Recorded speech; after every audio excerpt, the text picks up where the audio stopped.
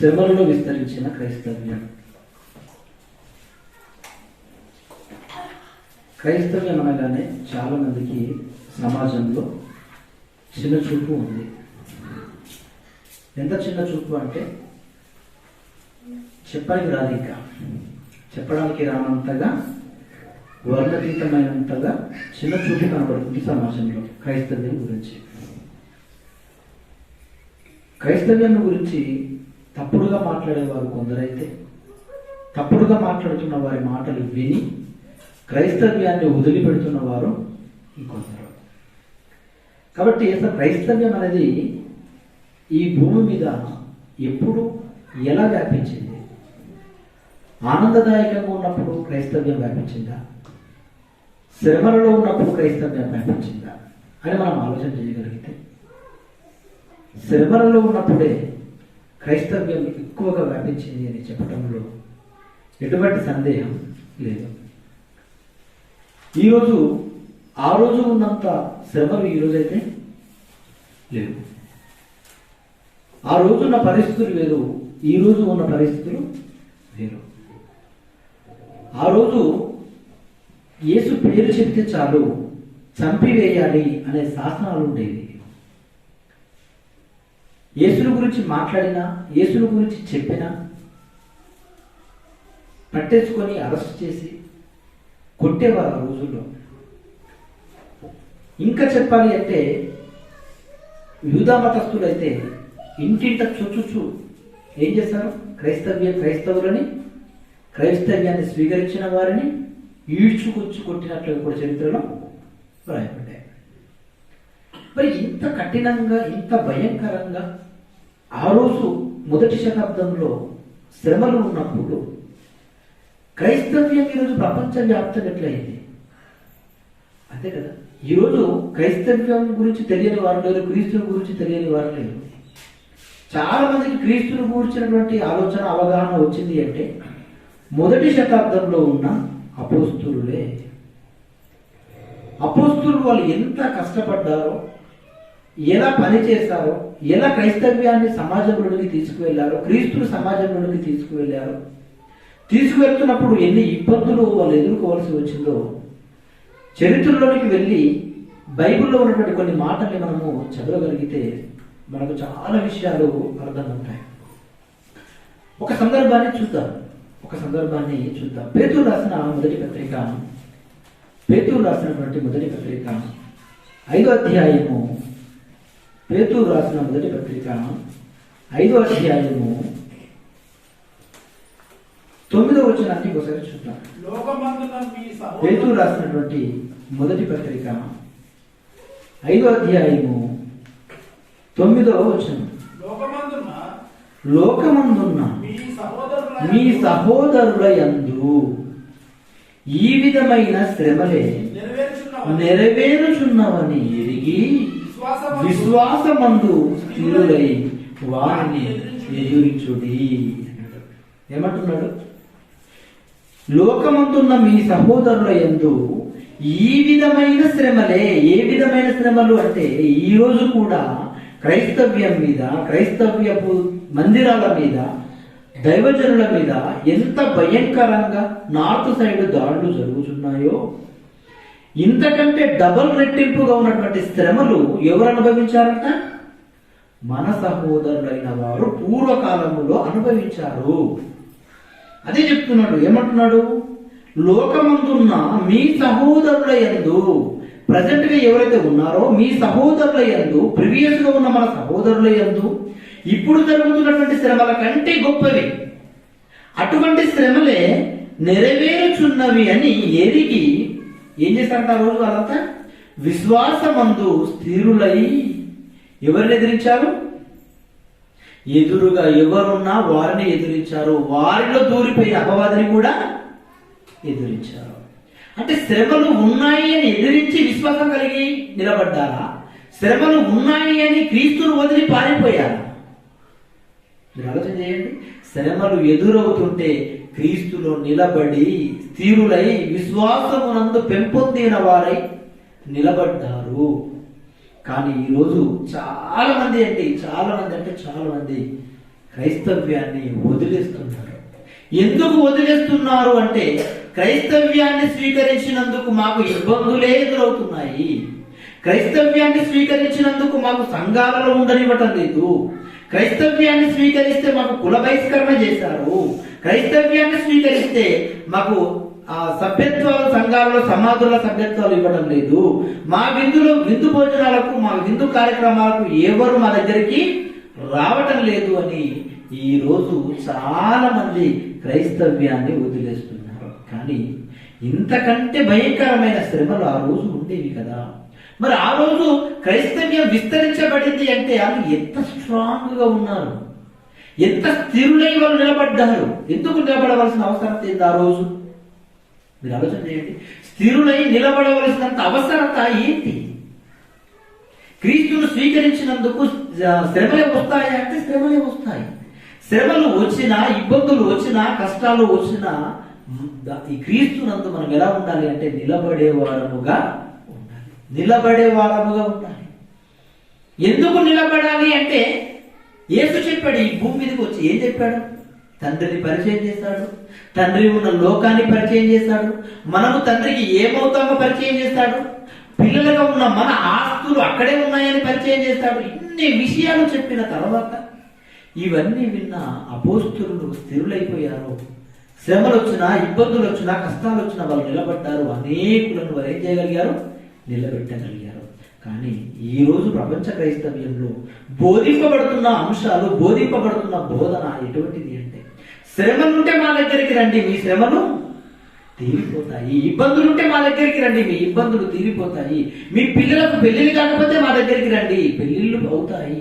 అప్పుల సమస్యలు ఉంటే మా దగ్గరికి రండి, అప్పుల సమస్యలు తీరుతాయి. ఇటువంటి బోధన చేయటం వలన పరలోకం యొక్క విలువ తెలియక, దేవుని యొక్క విలువ అర్థం కాక, దేవుని యొక్క ప్రేమ అర్థం కాక, క్రీస్తు చేసిన త్యాగం, ఆ త్యాగం వెనకాల ఉన్నటువంటి ఆ గొప్ప సంగతి, ఆయన వదులుకొని వచ్చినటువంటి ఆ స్థితిగతిని అర్థం చేసుకోలేక ఈరోజు చాలా మంది లోకములో కలిసిపోతున్నారు.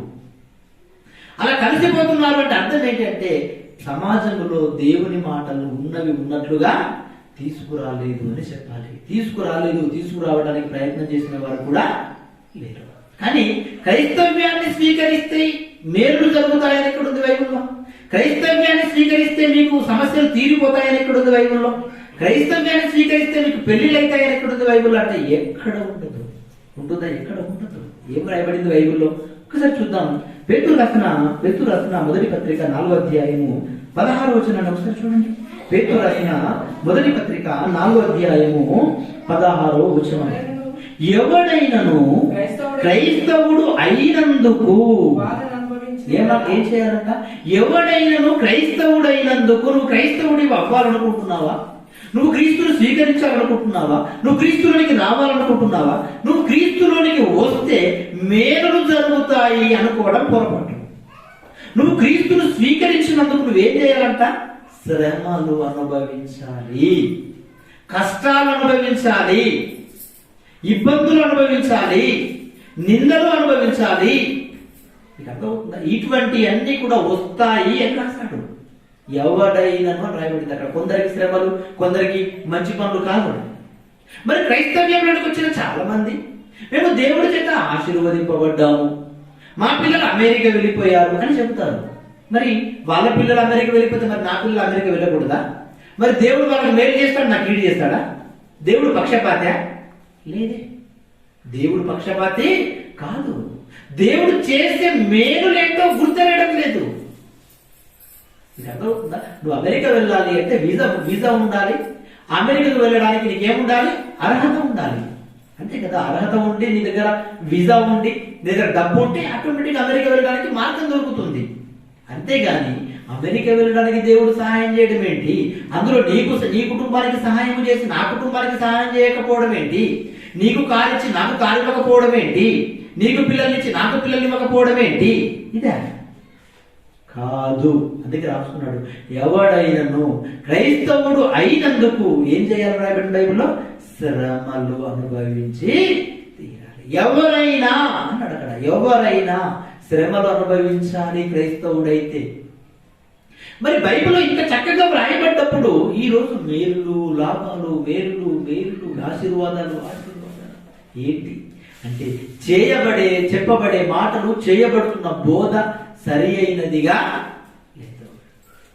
మరి సరి అయినదిగా లేనప్పుడు క్రైస్తవ్యం ఎలాగో ఆ రోజు విస్తరించింది? మేలులు అన్నటువంటి ప్రస్తావన వాళ్ళు తీయకపోయినా, శ్రమలు వాళ్ళు ఎదుర్కొన్నా ఆ రోజు ఎలా విస్తరించిందంటే, ఎక్కడైతే శ్రమలు ఆరంభమవుతావో అక్కడే సంఘాలు విస్తరిస్తాయి. ఎక్కడైతే ఇబ్బందులు మనం ఎదుర్కొంటామో అక్కడే స్థానికంగా సంఘాలు నిలబడతాయి. అక్కడే వ్యాపిస్తుంది సంఘం. అది చరిత్రలో జరిగినాయి అన్నమాట. చాలా సందర్భాలు చరిత్రలో జరిగాయి. ఒక మంచి సందర్భాన్ని చూద్దాం ఒకసారి. తిమోతికి రాసిన రెండో పత్రిక 2వ అధ్యాయము 12వ వచనం. తిమోతికి రాసిన రెండో పత్రిక 2వ అధ్యాయము 12వ వచనం.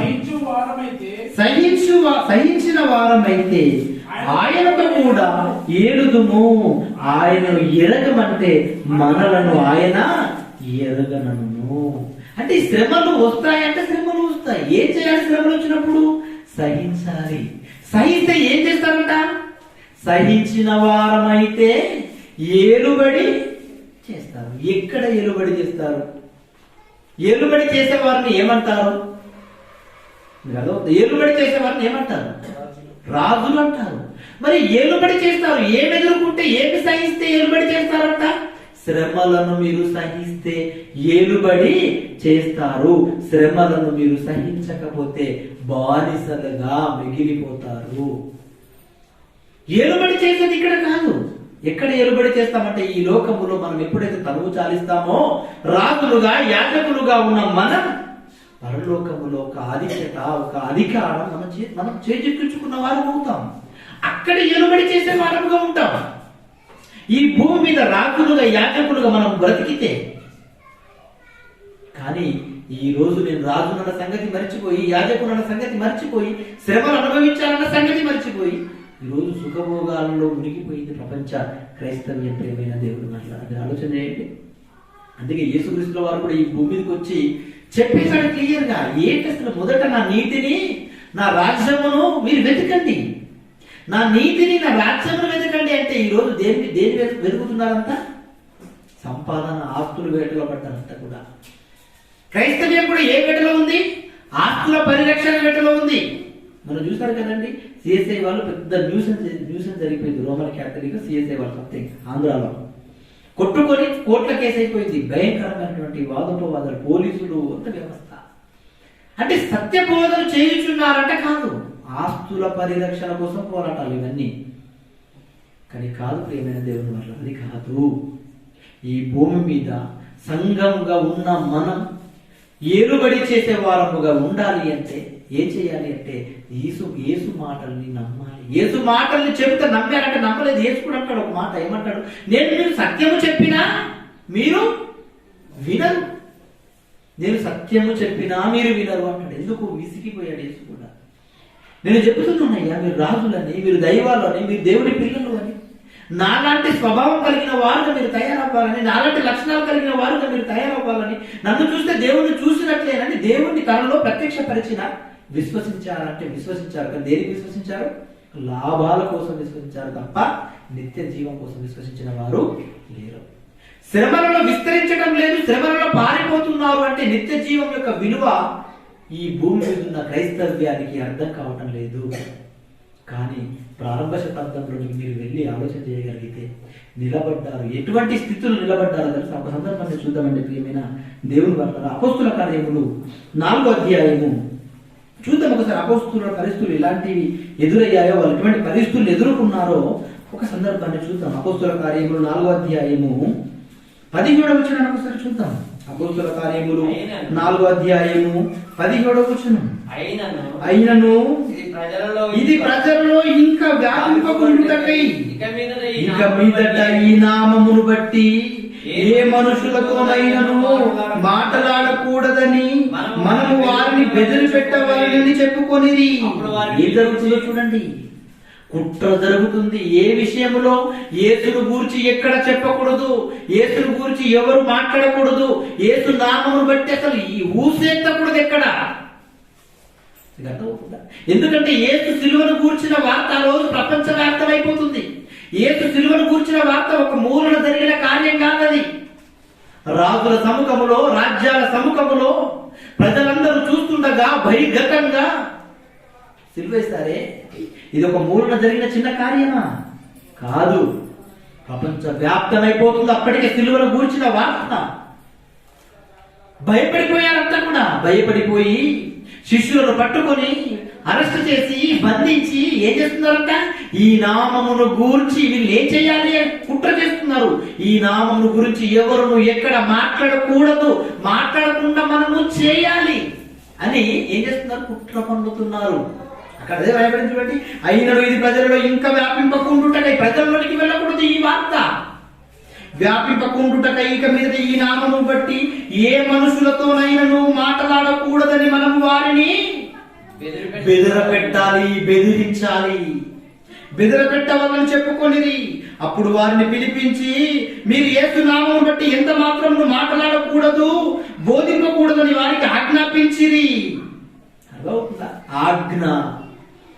ఆజ్ఞాపించినట్టు అర్థం ఏంటి? ఆజ్ఞను జారీ చేస్తారు, మాట్లాడకూడదు మీరు ఎక్కడ కూడా. అంటే ఎంత కఠినమైన శాసనాలు చేస్తున్నారో మీరు ఆలోచన చేయండి. ఎవరిని గురించి చెప్పకూడదంట? యేసును గురించి గాని, యేసు నామమును గురించి గాని ఎక్కడ చెప్పకూడదు. ఆ ప్రస్తావన తీయకూడదు. మీరు ఆలోచన చేయండి ప్రియమైన దేవుని వల్ల. ఆగిందా? ఆగిందా? ఏం చెప్తారు చూడండి. పేతురు 19వ వచనంలో, అందుకు పేతురు యోహానులు వారిని చూసి, దేవుని మాట వినుట కంటే మీ మాట వినుట దేవుని దృష్టికి న్యాయమా? ఎదురు తిరుగుతున్నారండి. ఏం మాట్లాడుతున్నారు మీకు అర్థమవుతుందా? దేవుని మాట వినుట కంటే మీ మాట వినుట దేవుని దృష్టికి ఇది న్యాయం అవుతుందా? మీరెందుకు మమ్మల్ని చెప్పొద్దు అంటున్నాను. దేవుని దృష్టికి న్యాయమైంది ఏంటి? దేవుని క్రీస్తును గూర్చిన వార్త సమాజంలోనికి తీసుకువెళ్ళడం దేవుని దృష్టికి న్యాయమైంది. ఆ పనిని ఎవరైనా చేసి తీరాలి. కానీ చేస్తున్నామా? పారిపోతున్నాం. ఈ రోజు శాసనం చేసిన ఆ రోజు నిలబడ్డారు, చెప్తున్నారు. ఎందుకు చెప్తున్నారు అంటే దేవుని దృష్టికి న్యాయమైన క్రియ ఏమైనా ఉందా అంటే యేసును గూర్చిన వార్త అది దేవుని దృష్టికి న్యాయమైంది, ఇష్టమైంది. ఆ క్రియ, ఆ కార్యం చేయాలి ఈ భూమి మీద. చేస్తే ఏమిస్తాడు అంటే ఆయన లోకానికి ఇస్తాడు. ఆ విషయాన్ని ప్రారంభ క్రైస్తవ్యం గుర్తెరిగింది. ప్రారంభ క్రైస్తవ్యం గుర్తెరిగింది. ఏ విధముగానైనా ఆయన రాజ్యంలోనికి మేము వెళ్ళాలి, అర్హత సంపాదించుకోవాలంటే మిగిలి ఉన్న ఒకే ఒక ఆప్షన్ ఏంటి అంటే క్రీస్తును గూర్చిన, సిలువను గూర్చిన వార్త సమాజంలో ఉన్న వారందరి దగ్గరికి ఏం చేయాలి? తీసుకువెళ్ళాలి. ఇది దేవుని దృష్టికి న్యాయం. మీకు అర్థమవుతుందా? మరి మనమేం ఆలోచన చేయాలి ఈరోజు? వాళ్ళు దేవుని దృష్టికి ఇది న్యాయమైంది, చెప్పటమే న్యాయమైందని వాళ్ళు నిర్ణయం తీసుకుంటే ఈ రోజు మనం మూలన కూర్చోవడం న్యాయమైందా? దేవుని దృష్టికి దేవుని మాటలు విని మనం దేవుని మాటలు సమాధి చేసుకోవడం న్యాయమైనదా? కాదు. సమాజంలోనికి దేవుని మాటలను తీసుకువెళ్ళాలి. ఏంటంటే వాళ్ళు ఎదురు తిరుగుబాటు చూడండి. చెప్పకూడదు అలాగే అసలు ఏంటి రైట్ అంటున్నారు వాళ్ళు. చంపుతావా? చంపండి. చంపితే చచ్చిపోవడానికైనా రెడీగా ఉన్నాము. కానీ ఆ వార్తను గురించి చెప్పకుండా మేము ఉండలేము. ఎందుకు అంత ఖచ్చితంగా నిలబడుతున్నారు? ఎందుకు అంత ఖచ్చితంగా నిలబడ్డారు? చంపితే ఎవరిని చంపగలరు తెలుసా? నా దేహాన్ని ఈ లోకంలో చంపగలరేమో కానీ నా ఆత్మను మీరు బంధించలేరు. ఎందుకంటే బంధించేంత చిన్నది కాదు నా ఆత్మ. మహాకాశాలను పట్టజాలంత పెద్దది. అటువంటి ఆత్మను ఈ చిన్న శరీరంలో బంధించి పెట్టాడే. ఈ శరీరాన్ని చూస్తా మీరు బెదిరించేది. ఈ శరీరాన్ని వదిలి వెళుతున్న ఆత్మ ఒకటి ఉంది. ఆ ఆత్మకు నిత్య జీవం. ఆ రాజ్యం రావాలి అంటే ఈ భూమి మీద ఈ శరీరాన్ని మీరు ఏం చేసినా పర్వాలేదు. ఈ శరీరాన్ని మీరు చంపినా, మీరు కోసినా, మీరు హింసలు పెట్టినా పర్వాలేదు. కానీ మేము ఆ రాజ్యాన్ని స్వతంత్రించుకోవాలి అంటే ఈ వార్తను కూర్చుంది మేమేం చేయాలి? సమాజంలోనికి తీసుకువెళ్ళాలి. ఆలోచన చేయండి. ఈ రోజు మనం ఏం కోరుకుంటున్నామో తెలుసా? ఈ శరీరం ఏమైపోయినా పర్వాలేదని కోరుకుంటున్నామా మనం? లేదు. ఈ శరీరానికి అన్ని కావాలని కోరుకుంటున్నామే. ఈ శరీరానికి సుఖాలు కావాలని కోరుకుంటున్నాము. ఈ శరీరానికి సుఖభోగాలు కావాలని కోరుకుంటున్నాము. ఈ శరీరానికి ఒక్కటి తక్కువైనా ఓర్చుకోలేని స్థితిలో ఉంది ఈ శరీరం. కానీ ఆ రోజు అలా కాదు. మమ్మల్ని ఏం చేసినా పర్వాలేదు బెదిరించారంట. వీళ్ళు పిలిచి రహస్యంగా బెదిరించి ఆజ్ఞాపించారు, ఎక్కడ మీరు దీని గురించి చెప్పకూడదు. మీరు ఆలోచన చేయండి. అది అపోస్తుల కార్యములు 6వ అధ్యాయం 1వ వచనం చూడండి. అపోస్తుల కార్యములు 6వ అధ్యాయము 1వ వచనం. ఆ దినములలో శిష్యుల సంఖ్య విస్తరించినప్పుడు అనుదిన పరిచర్యలో తమలోని విధవరాలను చిన్న చూపు చూసిరని ఎబ్రీల మీద గ్రీకు భాష మాట్లాడు యూదులు కనగసాగిరి. ఏం జరిగింది ఇక్కడ? 5వ అధ్యాయములో బెదిరించారు, ఎక్కడా మీరు చెప్పకూడదని ఆజ్ఞాపించారు, శాసనాన్ని చేసుకున్నారు, చెప్పకూడదని బెదిరించారా? బెదిరించారు. 6వ అధ్యాయం ఏం జరుగుతుందట? శిష్యుల సంఖ్య విస్తరించుతుంది. అంటే శ్రమలలో సంఘాలు ఏమైపోతున్నాయి? విస్తరిస్తున్నాయి. ఎక్కడైతే శ్రమలు వస్తాయో, ఎక్కడైతే చెప్పకూడదు అంటారో, ఎక్కడైతే ఈ బోధన తీసుకురాకూడదు అంటారో, ఎక్కడైతే ఈ మాటలు చెప్పకూడదు అంటారో అక్కడే వ్యాపించేస్తుంది. 5వ అధ్యాయంలో వార్నింగ్ ఇచ్చారు, 6వ అధ్యాయంలో విస్తరణ. శ్రమలలో విస్తరించిన సంఘాలు ఇవి. శిష్యుల సంఖ్య విస్తరించిపోతుంది. అపోస్తుల కార్యములు 7వ అధ్యాయము 60వ వచనం ఒకసారి చూడండి. అపోస్తుల కార్యములు 7వ అధ్యాయము 60వ వచనం. అతడు మోకాల్లోని ప్రభువా వారి మీద ఈ పాపము మోపకుమని గొప్ప శబ్దముతో పలికెను. ఈ మాట పలికి నిద్రించెను. సౌలు అతని చావులకు సమ్మతించెను. ఎవరి సౌలు? 14 పత్రికలు రాశాడే పౌలుగా ఉన్న ఈయన. పౌలుగా మారకంటే ముందు ఎలా ఉన్నాడు ఈయన? సౌలుగా ఉన్నాడు. సౌలుగా ఉన్నప్పుడు స్టెఫెన్ చావులకు ఏం చేశాడంటే ఇతను సమ్మతించాడు. స్టెఫెన్ చంపిస్తాడు, తెలుసు కదండి. ఈ అధ్యాయం అంతా కూడా ధర్మశాస్త్రం మొదలుకొని, మోషే కాలాన్ని మొదలుకొని, పితరుల కాలాన్ని మొదలుకొని, ప్రసంగాన్ని ఎత్తుకొని ఎన్నో విషయాల్లో జ్ఞాపకం చేస్తాడు. స్టెఫెన్ పరిశుద్ధాత్మ పూర్ణుడై ప్రవక్తలు పంపితే మీరు చంపేశారే, మోషేని పంపించాడు, ఎంతో మంది భక్తులను పంపించాడు, ఎంతో మంది ప్రవక్తలు పంపించాడు, ప్రవక్తలు చంపారు, మీరంతా క్రూరులు, మీరంతా దొంగలు, మీరంతా మూర్ఖులు అని బోధ చేస్తాడు. ధైర్యం కలిగిన వాడై స్టెఫెన్ ఆ బోధకు మారిపోకుండా, ఆ బోధకు కఠినాత్ములుగా తయారైపోయి స్టెఫెన్ మీదనే రాళ్ళు రువ్వి చంపేశారు చాలా మంది ఆ రోజు ఉన్నటువంటి యూదులు. ఆ చావుకి మధ్యలో వచ్చేసాడు ఈయన. ఎవరు? సౌలు గారు వచ్చేసి ఏమంటున్నాడు? చంపిన మీరంతా భయపడకండి, మీరంతా వెళ్ళిపోండి.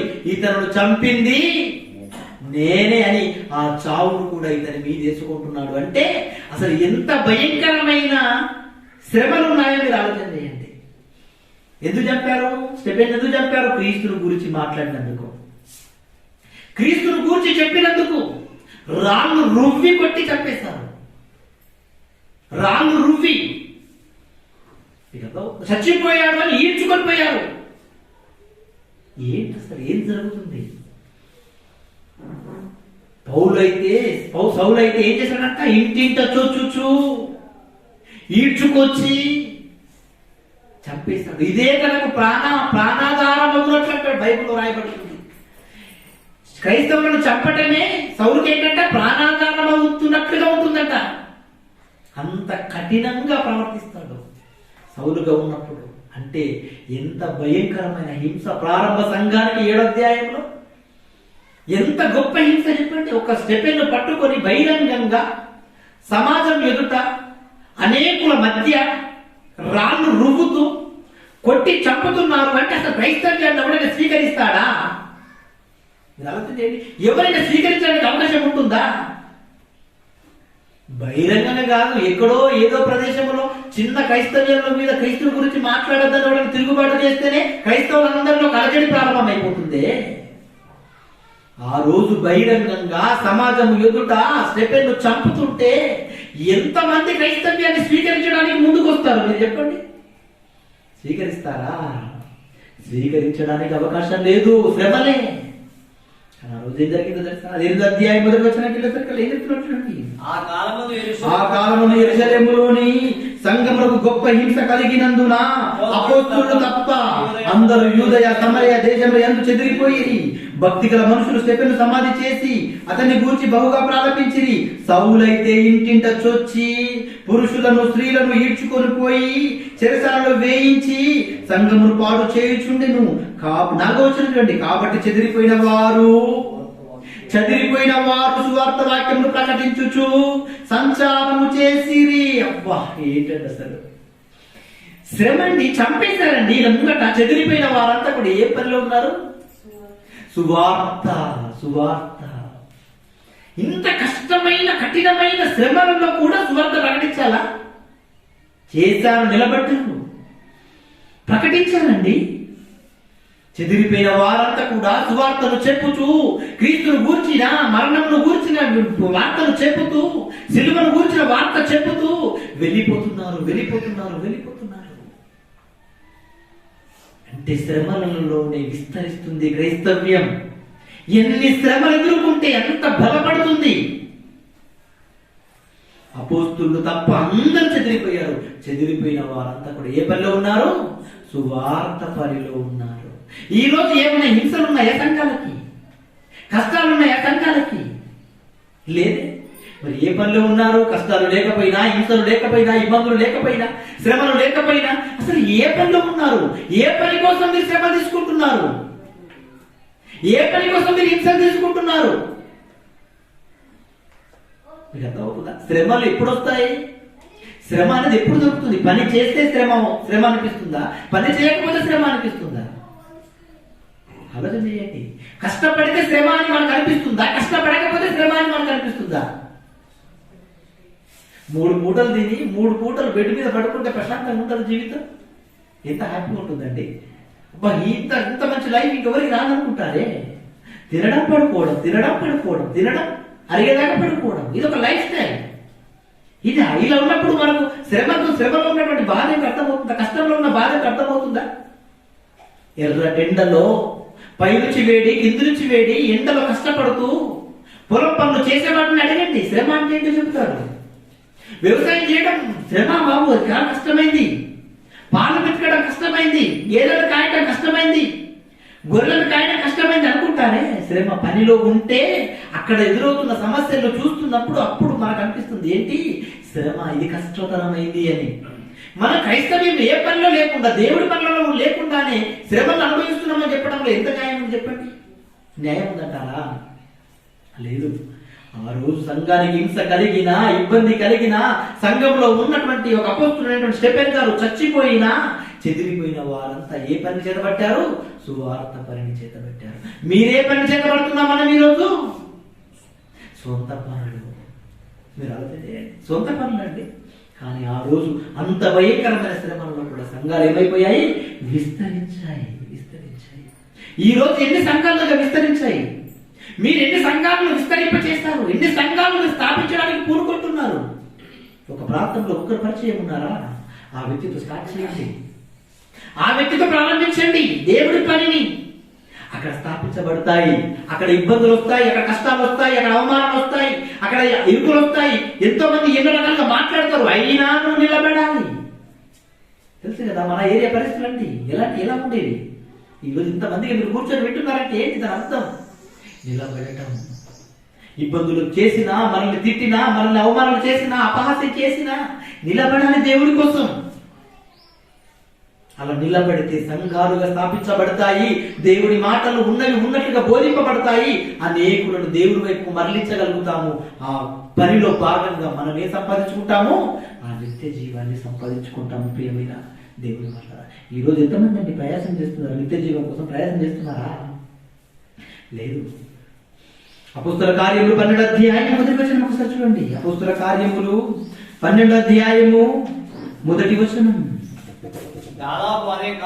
దాదాపు అదే కాలమందు రాజైన హేరోదు సంఘపు వారిలో కొందరిని బాధ పెట్టుటకు బలత్కారముగా పట్టుకొని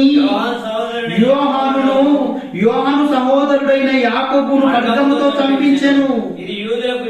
ఇది యూదులకు ఇష్టమైన కార్యం అని తెలుసుకొని పేతురు కూడా పట్టుకున్నాడంట.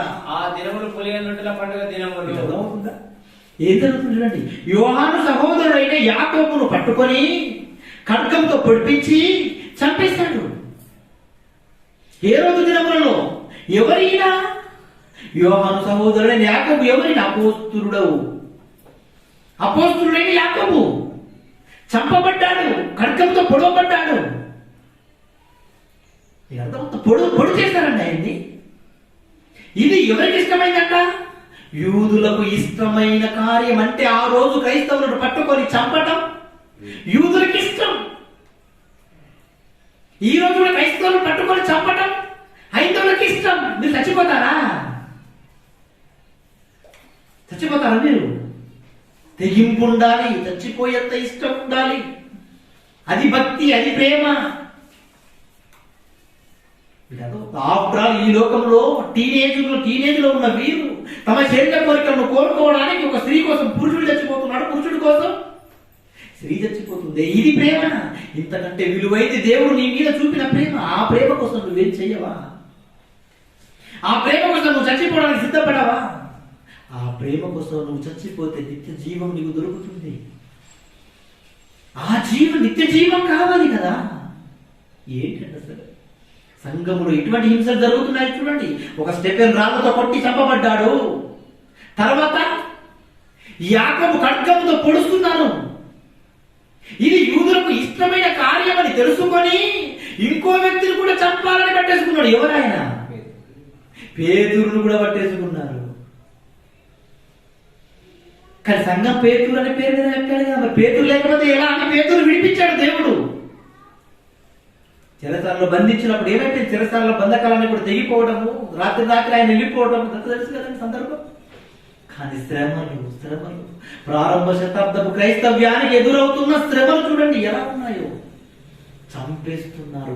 ఆ చంపటం యూదులకు ఇష్టమైన కార్యం. అంటే క్రైస్తవులను చంపాలని పూనుకోవడం చాలా మందికి ఇష్టంగా మారొచ్చు భవిష్యత్తులో కూడా. కానీ చచ్చిపోయేంత ప్రేమ మనకుండాలి దేవుడు అంటే.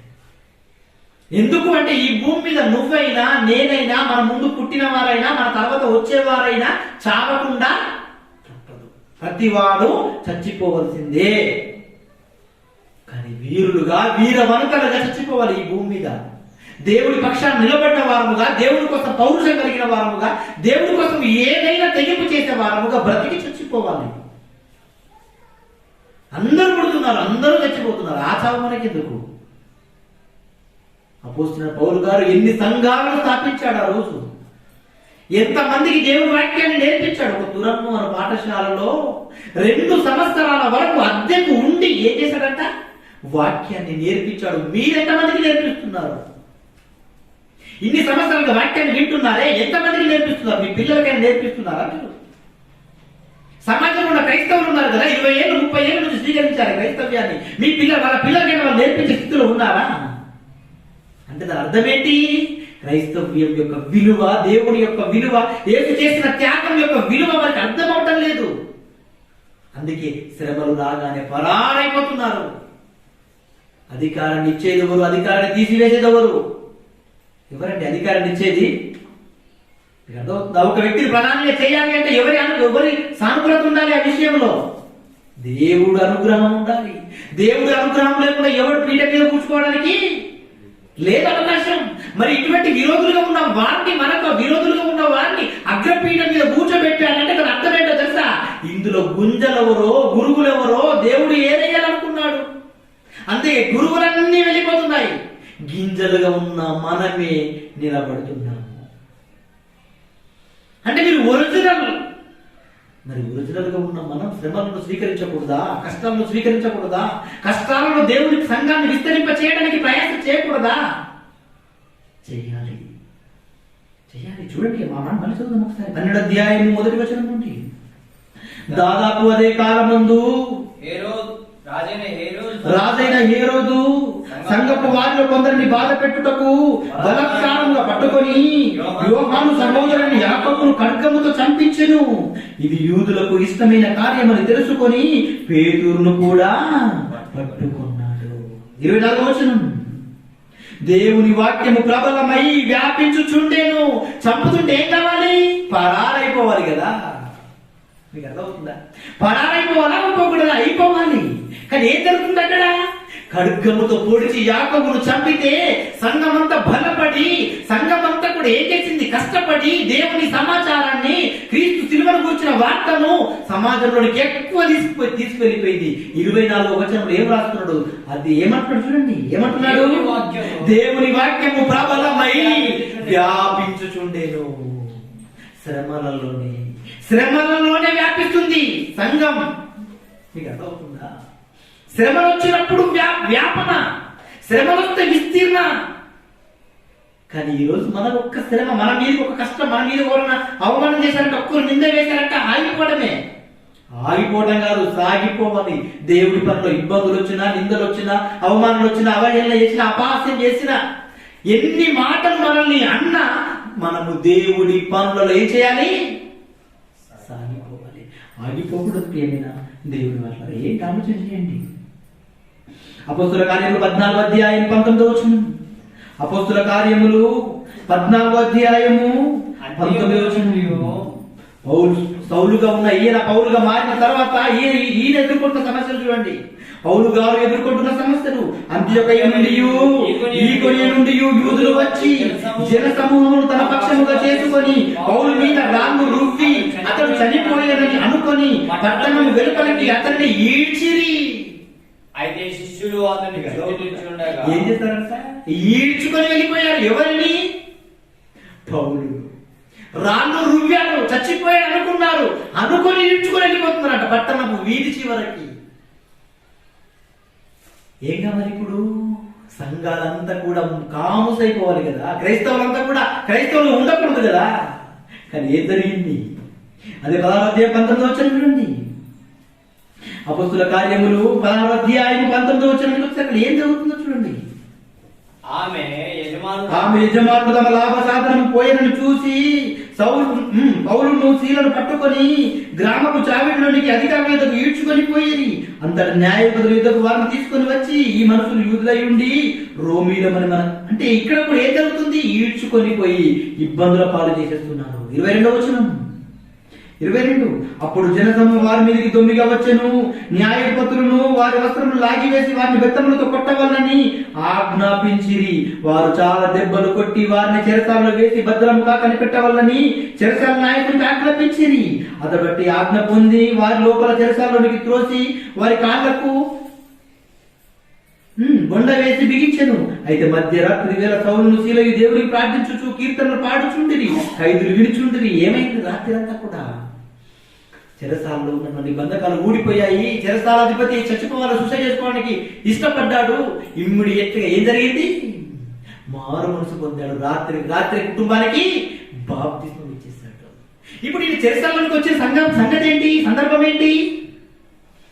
ఈ సందర్భం ఏంటి? కొట్టి కదా. పౌలును శీలను పట్టుకొని కొట్టి చెరసాలలో వేశారు కదా. ఈయన కొట్టిన సంగతి చెరసాల అధిపతికి తెలియదా? తెలుసు. అయినా క్రీస్తును స్వీకరించారు. చెరసాలలో ఉన్న వాళ్ళంతా కూడా క్రీస్తును స్వీకరించారు. అంటే అర్థం ఏంటి? శ్రమలలో విస్తరిస్తుంది క్రైస్తవ్యం. శ్రమలు ఎదురు పడుతుంటే పారిపోకూడదు, స్టేబులైజ్డ్ అవ్వాలి.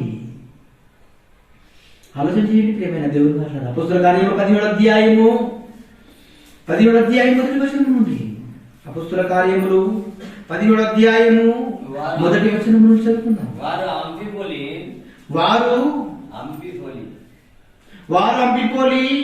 అపోల్లనియు పట్టణముల మీదుగా వెళ్లి తెస్సలోనికి వచ్చిరి.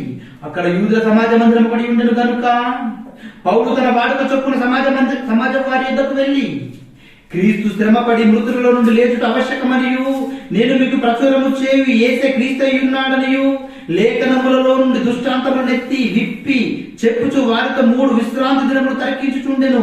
వారిలో కొందరు భక్తి పరులకు గ్రీసు దేశస్తులు చాలా మంది ఘనత గల స్త్రీలలో అనేకులు ఒప్పుకొని పౌలుతోనూ శీలతోనూ కలుసుకునేది. అయితే యూదులు మత్సరపడి పని పాటలు లేక తిరుగు కొందరు దుష్టులను వెంటబెట్టుకొని గుంపు కూర్చి పట్టణమెల్ల అల్లరి చేయుచు యాసోను ఇంటి మీద పడి వారిని జనుల సభ ఎదురకు తీసుకొని వచ్చుటకు యత్నము చేసిరి. అయితే వారు కనబడినందున యాసోను కొందరు సహోదరులను ఆ పట్టణాధికారికి తీర్చుకొని పోయిరి. భూలోకమును తలక్రిందులు చేసిన వారు ఇక్కడికి కూడా వచ్చి ఉన్నారా? యాసోను వీరిని చేర్చుకొని ఉన్నాడు. ఏం చెప్తున్నారు చూడండి. 10వ వచనం, వెంటనే సహోదరులు ఏమంటున్నాడు? 10వ వచనం, వెంటనే సహోదరులు రాత్రి వేళ సీలను పౌలును బెరియకు పంపించిరి. వారు వచ్చి యూదుల సమాజ మందిరంలో ప్రవేశించిరి. వీరు తెస్సలోనికలో ఉన్న వారి కంటే గనులై ఉండిరి గనక ఆసక్తితో వాక్యం అంగీకరించి పౌలును సీలయు చెప్పిన సంగతులు అలాగ ఉన్నవో లేవో అని ప్రతి దినము లేఖనములను పరిశోధించుచూ వచ్చిరి. అందుచేత వారిలో అనేకులు ఘనత గల గ్రీసు దేశస్థులైన స్త్రీలలోను పురుషులను చాలా మంది విశ్వసించి సంఘంగా డెవలప్ అయ్యింది. ఆ రోజు ఎక్కడైతే హింసలో, ఎక్కడైతే ఇబ్బందులో, ఎక్కడైతే కష్టాలు ఉంటాయో అక్కడ సంఘాలుగా విస్తరించాయి. ఆలోచన చేయండి ప్రియమైన దేవుని వాళ్ళారా. ఈరోజు శ్రమలు లేనిది ఎవరికి అండి? శ్రమలు లేనిది ఎవరికి? ఇబ్బందులు లేనిది ఎవరికి? కష్టాలు లేనిది ఎవరికి? దేవుని పనులు చేయని వారికి కదా, దేవుని పనులలోనికి రాని వారికి కదా. మీకు కూడా కష్టాలు లేవు, ఇబ్బందులు లేవు, హింసలు లేవు, అవమానాలు లేవు అనుకుంటే మీరు కూడా దేవుడి పనులు లేరని అర్థం. దేవుడి పనిలో ఉన్నప్పుడు, దేవుడి గురించి చెప్తున్నప్పుడు తిరస్కరించే వాళ్ళు చాలా మంది. అలా తిరస్కరించాలి. దేవుడి గురించి చెప్తున్నప్పుడు అవమానించేవారు మనకు కావాలి. దేవుడి గురించి చెప్తున్నప్పుడు వినని వారు మనకు కావాలి. దేవుడి గురించి చెప్తున్నప్పుడు మనల్ని హింసించేవారు కావాలి. ఇవన్నీ మన జీవితంలో ఎదుర్కొంటుంటే దాని అర్థం ఏంటో తెలుసా? మనం పరలోకానికి దగ్గరవుతున్నామని. ఇవేం మన జీవితంలో జరగటం లేదంటే దాని అర్థం ఏంటో తెలుసా? దేవుడి పనులలో నీవు ఇంకా రాలేదని. ఈ రోజు ఫ్యాన్ కింద కూర్చొని దేవుడి మాటలు విని ఇంటికి వెళ్ళిపోయి ఇంట్లో కూడా ఫ్యాన్ వేసుకొని ప్రశాంతంగా పడుకొని మరలా లేచి మన పనుల్లో మనం బిజీ అయిపోతే ఇది దేవుడి పనులు ఉండడం అనుకుంటే పొరపాటు. కష్టాలలో విస్తరించిన సంఘం ఈ రోజు కూడా సంఘాన్ని విస్తరింప చేయడానికి ప్రయాసం చేయాలి. మీరు ఏ కేడర్లో ఉన్నారు? క్రైస్తవ్యాన్ని విస్తరింప చేయడానికి పూనుకునే వారి లిస్టులో ఉన్నారా? క్రైస్తవ్యాన్ని సమాధి చేసే వారి లిస్టులో మీరు ఉన్నారా? ఈ రోజు దేవుని మాట క్రైస్తవ్యానికి చెప్పకపోవడం వలన క్రైస్తవ్యం మృతమైపోయింది. బ్రతుకున్నావన్న పేరుంది కానీ నీవు మృతుడమే. ఎందుకు అంటే క్రియలు లేవు వారి జీవితంలో. వారు దేవుడికి చెప్పిన దాఖలాలు లేవు. ఎందుకంటే సబ్జెక్ట్ ఉన్నవాడు ఏదైనా చెప్తాడు. సబ్జెక్ట్ లేనప్పుడు వాళ్ళు ఏం చెప్తారు? పాపం అమాయకులు వాళ్ళంతా, అమాయక బోధకుల దగ్గర ఇరుక్కుపోయే వాళ్ళంతా, బౌండరీస్ మధ్య ఉండిపోయారు వాళ్ళంతా. వాళ్ళ బౌండరీస్ ని తెంపాలి, వాళ్ళంతా దేవుడి దగ్గరికి తీసుకురావాలి. సత్యవాక్యాన్ని సరిగా ఉపదేశించి చెప్పే వారి దగ్గర ట్రైనప్ చేయాలి. అలా ట్రైనప్ చేసి సమాజంలోకి వెళ్ళి వారు కూడా మాట్లాడే సామర్థ్యాన్ని సంపాదించుకుంటారు. అలా సంపాదించుకోవాలి అంటే అనేక మంది క్రైస్తవుల దగ్గరికి వెళ్ళి ప్రశ్నించే తత్వాన్ని మీరు చంపుకోకూడదు, ప్రశ్నించాలి. బైబిల్లో ఉన్న ఎన్నో సందర్భాలను వారి కళ్ళ ముందు పెట్టండి. బైబిల్లో ఉన్న ఎన్నో సందర్భాలను వారిని అడగండి. అలా అడగడం వల్ల ఏం జరుగుతుంది? మెలకువలు వస్తుంది, ఆలోచన పుడుతుంది. ఆలోచన పుట్టిందంటే ఆలోచన చేశాడు అంటే తన జీవితం గురించి, తను చనిపోతే ఎక్కడికి వెళ్ళిపోతారన్న సంగతిని గురించి తనకు అర్థమైపోతుంది. అర్థమయ్యింది ఆలోచిస్తాడు. అర్థం కాకపోతే వ్యర్థుడిగా మారిపోతాడు. కానీ దేవుడు తప్పకుండా ఆకర్షిస్తాడు. ఎందుకంటే చరిత్ర చెప్పాను మీకు. శ్రమలలో, కష్టాలలో సంఘాలు ఏమైపోయాయి? విస్తరించాయి. ఈ రోజు అన్ని శ్రమలు మనకు లేవు, అన్ని కష్టాలు మనకు లేవు. శ్రమలలోనే సువార్త పని చేత పట్టుకొని సమాజంలోకి వెళ్ళారే.